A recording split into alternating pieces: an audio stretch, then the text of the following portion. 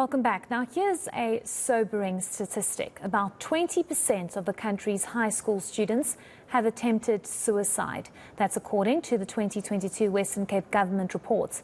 These suicide attempts rarely happen without warning, and teachers, parents and guardians need to recognize these signals. Two boys have invented a depression screening instrument for use in schools. The teens want to help other teenagers who are suicidal or suffer from depression and anxiety at school. The developers joined eNCA to discuss their innovative idea further. Wilando, I'm going to start with you to maybe give us a sense of what exactly it is that you have developed. Mental health and mental health illness in South Africa amongst young people has grown exponentially. So tell us about the platform or the app you've all developed and why it was so important for you to do so. So for our project, we developed an online screening instrument with the idea that teenagers in high schools can fill it in every 2 weeks.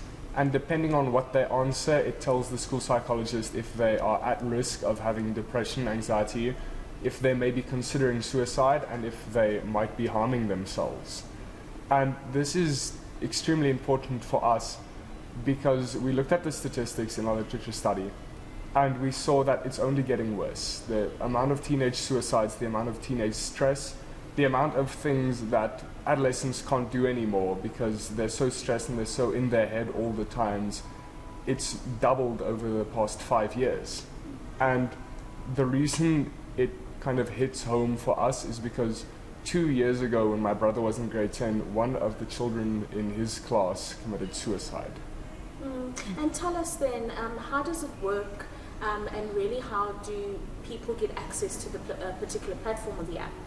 So our idea was that schools implement it fully so that it's sort of a requirement for the kids to download the app and then fill it in every 2 weeks. And for example, in our school, we have a little homeroom period before the actual classes start. And the idea was sort of for the kids to fill it in then, to say, well, we have everyone in a class right now and they're not really doing anything. It's the teacher's just taking a register and making sure everyone's there and that the kids fill it in at that time.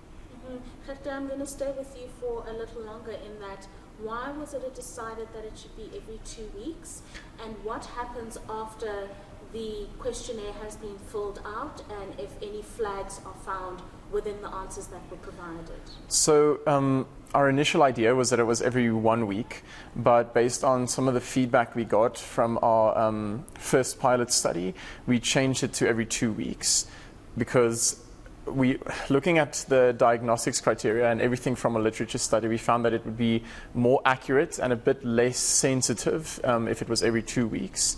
And what happens is, after the child has filled in the questionnaire, the system reviews everything the child has filled in, and then if the child's name is flagged, the system sends an email to the school psychologist that works at that school with the child's details and a short summary of their questionnaire, so the psychologist can immediately get an idea of what the child might be struggling with. And when we tested it, the email took around 10 seconds to go through to the school psychologist. What kind of questions, Wilando, do you have on that particular platform?